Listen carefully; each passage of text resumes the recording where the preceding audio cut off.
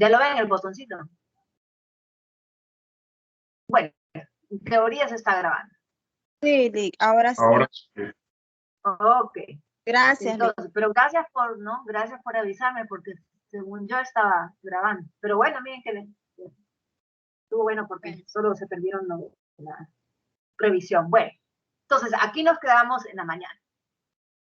Otra de las cosas que tenemos que considerar y recordar de oceanografía geológica es que realmente las masas continentales no están distribuidas equitativamente en el planeta. Existen mayores masas, o existe una mayor cantidad de masas continentales en el hemisferio norte comparado con el hemisferio sur. Por lo que entonces la cantidad de agua precipitable es menor en las partes continentales que sobre el océano. Entonces hay una diferencia también en las concentraciones de cuánta lluvia cae en el hemisferio norte y en el hemisferio sur. Y si recuerdan, también una de las razones, ¿verdad?, por las que nosotros explicábamos que el océano Pacífico es menos salado que el Atlántico, es por la topografía de los continentes que lo rodean. En el caso del océano Pacífico, pues nosotros tenemos todo ese anillo o ese arco volcánico continental que prácticamente hace que el agua que se evapore del Pacífico, o en las zonas de evaporación del Pacífico, pues prácticamente queden atrapadas en toda esta cadena montañosa y regrese de nuevo al Pacífico. La diferencia del Atlántico, que lo que se evapora de las zonas del Atlántico, pues se van a otros lados. Entonces, fíjense bien, aquí tenemos una imagen que nos muestra la distribución de, el patrón de distribución, perdón, de vapor de agua a nivel global. Y aquí confirmamos entonces lo que acabamos de decir. Hay una concentración que va de mayor a menor desde el Ecuador hacia los polos. Hay una mayor concentración de vapor de agua sobre el hemisferio sur en comparación con el hemisferio norte, debido a pues, la topografía y debido a la distribución de masas continentales que hay en ese hemisferio. Entonces, el tiempo de residencia de vapor de agua en la atmósfera es realmente corto. Entonces, prácticamente se va renovando alrededor de unas 40 veces por año. Aquí les tengo una animación. Me avisan, por favor, si ven la imagen la imagen animada. Y entonces nosotros podemos, con solo ver eso, ¿la ven? Animada.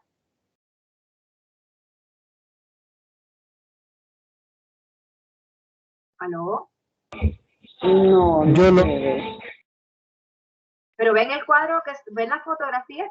¿Dónde está el cuadro? Lo que pasa es que se mueve lento el video, ¿verdad? Se mueve bien lento. Okay. Ok, pero no importa, no importa. Con tal de que ustedes vean a dónde están las coberturas de nubes.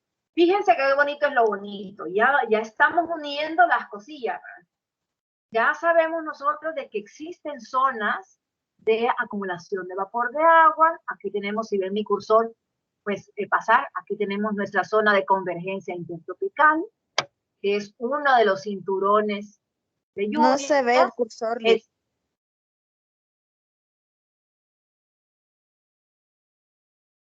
¿Lo ven ahora?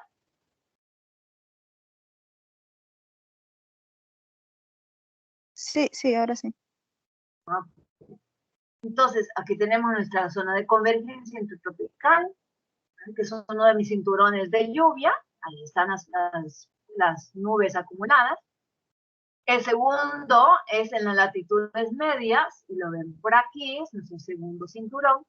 Y también tenemos y podemos apreciar que hay zonas que no tienen acumulación de nubes, y estas zonas serían las zonas de evaporación. Si ustedes prestan atención, ¿verdad?, y ven la coloración de las masas continentales, entre más verde significa que hay cobertura vegetal, entre más café significa que son coberturas más desérticas. Y entonces, con esto podemos confirmar que por debajo de los cinturones de lluvia, en todo esto, las masas continentales tienen mayor cobertura vegetal. Por debajo de las zonas de evaporación,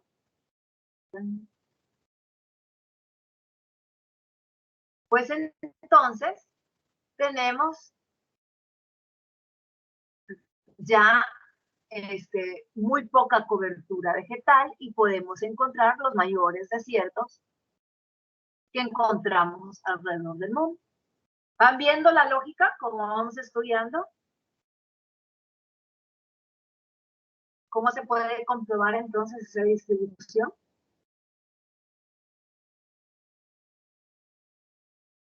Sí.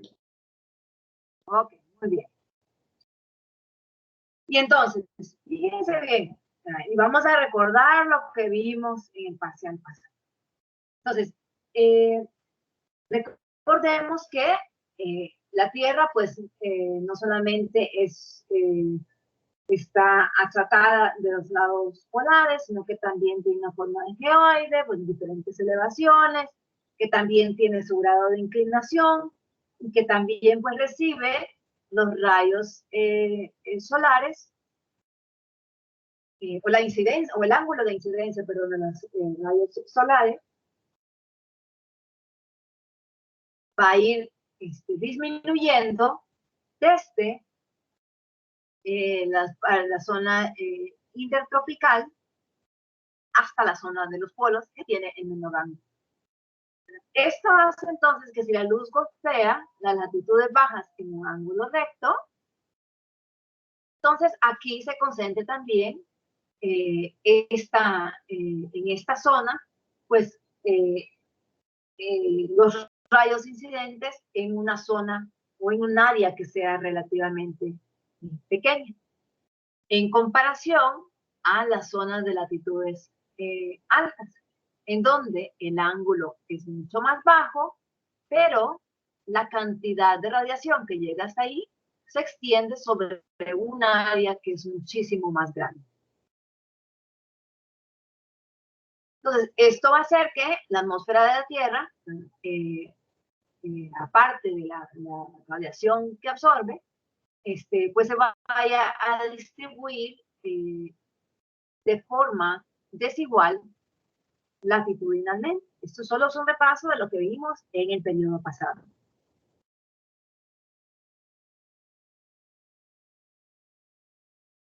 Y entonces, sabiendo de que existe una distribución desigual de la energía solar, sabiendo de que el aire puede moverse libremente sobre la superficie de la Tierra, entonces podemos hablar de corrientes de convección atmosféricas.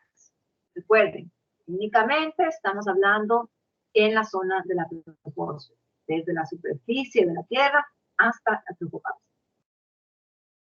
Y entonces aquí está ese proceso del que habíamos hablado, en donde en ciertas zonas el aire cálido, húmedo, menos denso, asciende desde la superficie hasta la tropopausa, y aire frío, seco y denso desciende desde la tropopausa hasta la superficie terrestre. Entonces, la hipótesis que se presentaba anteriormente, aquí vamos a ver en rojo, pues representa el aire cálido y húmedo. En azul, pues se representa el aire frío y seco. Entonces, la hipótesis que se presentaba antes era que el aire calentado entre los trópicos, recuerden que es la zona donde el ángulo de incidencia es mayor, pero el área de concentración es pequeña, se concentra bastante el calor. Entonces, el aire calentado ahí se expande, se vuelve menos denso, asciende y gira prácticamente hacia los polos. Entonces, en esta zona de convergencia, las flechas indican la dirección del viento. Entonces va a haber un ascenso.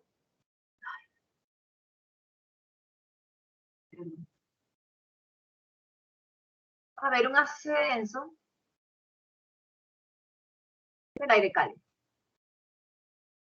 Ya sabemos cuál es el proceso que va a ocurrir a medida que vaya ascendiendo, ¿no?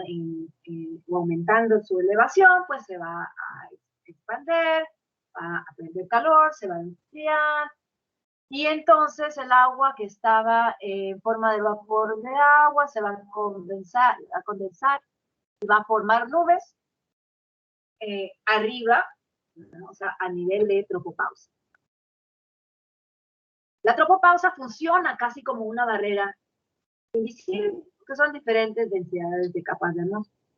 Entonces, una vez que llega a la tropopausa, prácticamente ese aire que va subiendo se divide en dos. Un aire que se va en dirección al polo norte, como indican las flechas ahí, y un aire que se va hacia el polo sur. Sin embargo, en esa separación todavía el aire queda con un poco de humedad y la va perdiendo hacia las capas superpuestas a nuestra troposfera.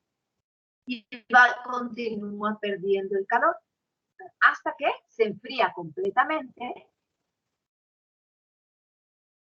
como ven aquí, y entonces, como está frío, como no tiene vapor de agua, se vuelve más denso, y por pura densidad, estratificación por densidad, pues empieza a descender.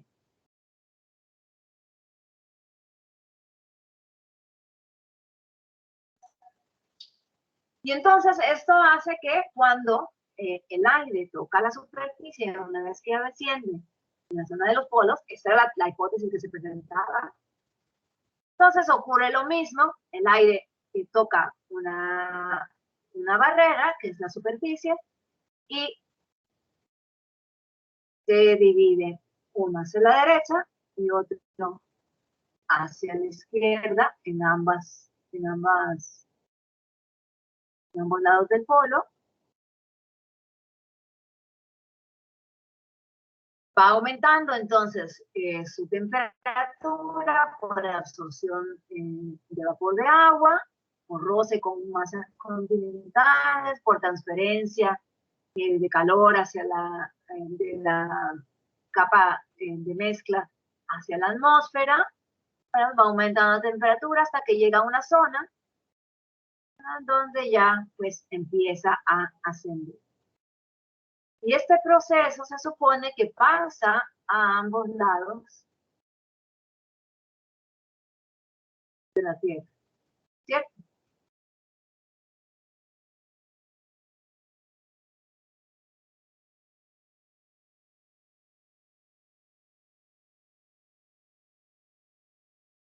Pasa a todo lo largo de la Tierra.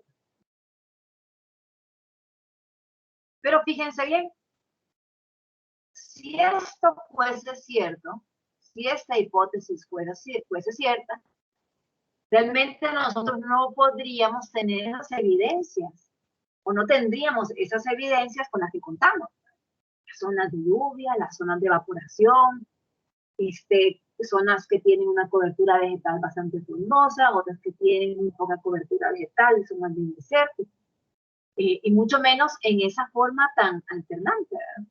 Que ya vamos a ver cómo se ve en realidad esta distribución. No se ve tan perfecto como lo demuestran los diagramas. Recuerden, los diagramas solamente son para estudio y comprensión. Muy rara vez representan la realidad. Esto me dice entonces que si solamente ocurre esto del Ecuador hacia los polos, es que solamente habría, en teoría, pues dos zonas características, una en el polo y otra, una en el Ecuador y otra en el polo. Pero nosotros sabemos que no es así. Entonces, ¿qué ocurre? Aquí pues ya metemos otro valor súper importante, que es la rotación de la Tierra. La rotación de la Tierra tiene efectos en la trayectoria aparente de cualquier objeto en movimiento. ¿Alguien sabe cómo se llama ese efecto?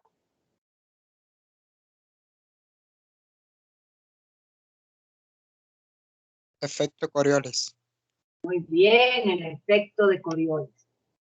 Y entonces tendríamos nosotros que tomar en cuenta, aparte de el calentamiento desigual, la incidencia, el ángulo de incidencia de los rayos, tenemos que tomar en cuenta también entonces la rotación de la Tierra, porque el aire está en movimiento.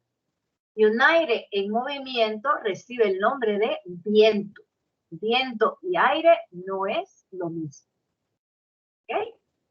Entonces, lo que ocurre es un proceso más parecido a eso. En lugar de tener solamente dos celdas, una que vaya del Ecuador hacia el polo norte y otra que vaya del Ecuador al polo sur, a todo lo largo del planeta Tierra, lo que tenemos es la formación de tres celdas de convección que se forman tanto en el hemisferio norte como en el hemisferio sur. ¿Estamos bien hasta ahí?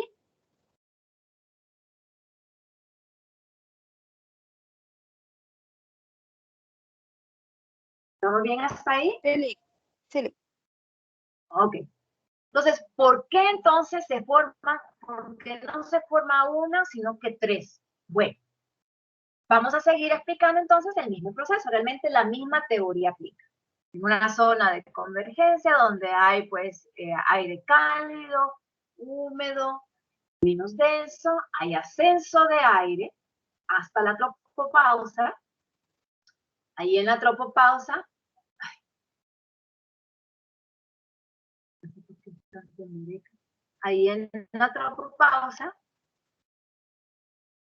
pues entonces aquí ya llega a condensarse todo el vapor de agua que traía nuestro aire cálido, se forman mis nubes, y es en la tropopausa también en donde se dividen esos vientos que van, ese aire, perdón, que va ascendiendo hacia el hemisferio norte y al hemisferio sur. En ese proceso, entonces, todavía continúa perdiendo la poca humedad que le queda, el aire, hasta que se enfría completamente. Y cuando ya se empieza a enfriar lo suficiente, fíjense bien, llega un momento en que el efecto de Coriolis empieza a hacer su efecto. Cualquier cosa en movimiento, pues tiene una desviación. O es hacia la derecha en el hemisferio norte, o es hacia la izquierda en el hemisferio sur. Entonces, este aire que se va desplazando, pues también se va desplazando de forma o aparentemente hacia una trayectoria hacia la derecha. Es más, la representación de esta celda no es tampoco lo suficientemente correcta, porque aquí también va perdiendo altitud. Parece más como una gota como la mitad de una gota de agua. Entonces, en donde en las zonas de ascenso es mucho más alto, luego va disminuyendo de altitud el descenso del agua. Y entonces, como aquí, como alrededor de esta zona, ya el efecto de Coriolis ha los efectos, entonces únicamente este aire pues se transporta hasta ciertas distancias. Si recordamos el efecto de Coriolis, entonces, o si seguimos aplicando el efecto de Coriolis, el movimiento sigue haciéndose sobre la derecha, hasta que nuevamente entramos a esta zona de convergencia y el aire vuelve a ascender. Lo mismo ocurre en todas las celdas de convección o celdas de circulación atmosférica. es por el efecto de Coriolis que no solamente tenemos una celda que vaya del ecuador hacia los polos, sino que tenemos 3 celdas diferentes que se forman. Entonces, es la combinación del efecto de Coriolis, el calentamiento solar desigual, y obviamente pues aquí entran los efectos también de densidad del aire. Recuerden, entre más cálido, más vapor de agua tiene, pues va a ser menos denso y va a tender a subir o ascender. Y lo mismo aplica pues para cada una de las celdas. Recuerden, estas celdas se dan, son 3 celdas a cada lado del hemisferio, y no solamente se dan en los bordes, ¿verdad? Se dan en las celdas, se dan a todo alrededor de toda la Tierra, no, no así como se ve que solamente en las orillas, ¿verdad? A todo alrededor. Entonces, cuando la densidad del aire es más baja de lo normal, debido a un aumento en el vapor de agua contenido o en la temperatura, la presión atmosférica en una zona va a disminuir. Esto va a crear la formación de una zona de baja presión. Entonces, en todas las zonas a donde hay un ascenso de aire cálido, ¿sí?,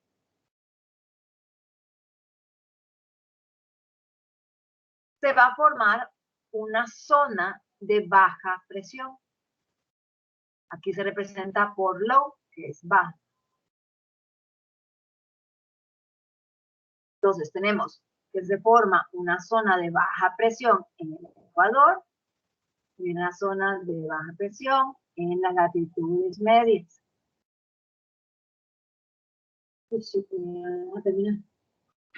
Luego, en las zonas en donde la densidad del aire es más alta de lo normal, ya sea por una disminución en el vapor de agua o una disminución en la temperatura, la presión atmosférica aumenta, creando zonas de alta presión. Las zonas de alta presión aquí están representadas por la palabra high, que en inglés significa alta, alta presión. Entonces, a donde desciende aire frío, seco y denso, se forman zonas de alta presión atmosférica. En este caso, estamos hablando entonces de las zonas subtropicales y de las zonas polares, que también es una zona de alta presión atmosférica. Y entonces nosotros tendríamos una distribución, fíjense, vamos a terminar con este mapita. Nosotros tendríamos una distribución de las zonas de alta y baja presión. Fíjense bien, esa es la realidad. En este mapa que ven aquí, a su izquierda. L es low pressure o baja presión. H significa alta presión.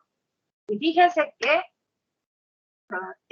la realidad no es como lo representaba el diagrama, ¿verdad? Que se miraba bien bonito, bien alineado. No es así.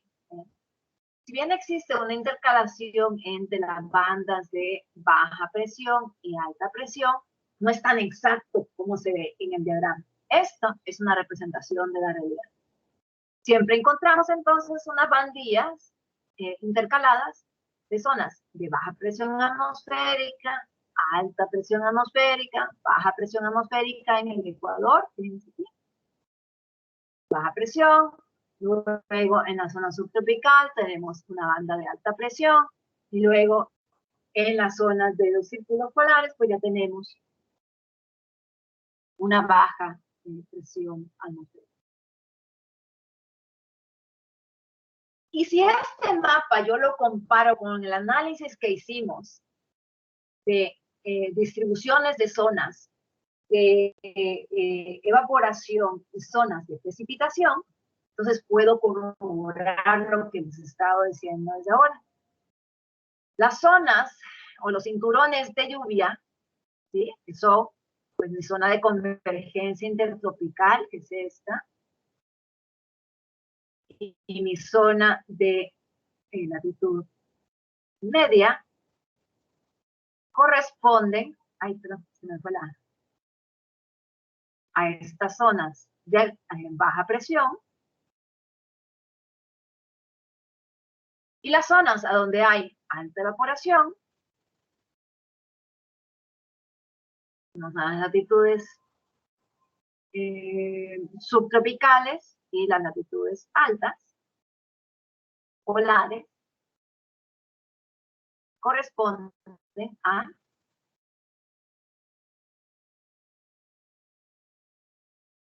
mis zonas de latitudes altas. Para que no está representada aquí. Latitud 90 grados. Perfecto. Entonces, ya saben cómo se da, pues, esta distribución, cómo lo vamos a aplicar después, todo este conocimiento a la parte de oceanografía. Ya van viendo por qué es súper importante, entonces, comprender circulación atmosférica, qué efectos tiene, en primer lugar, sobre la distribución de climas, distribución de biotas también en la parte continental, distribución de vapor de agua, creación de zonas de alta y baja presión atmosférica a través de las corrientes de convección atmosférica. ¿Alguien tiene alguna pregunta?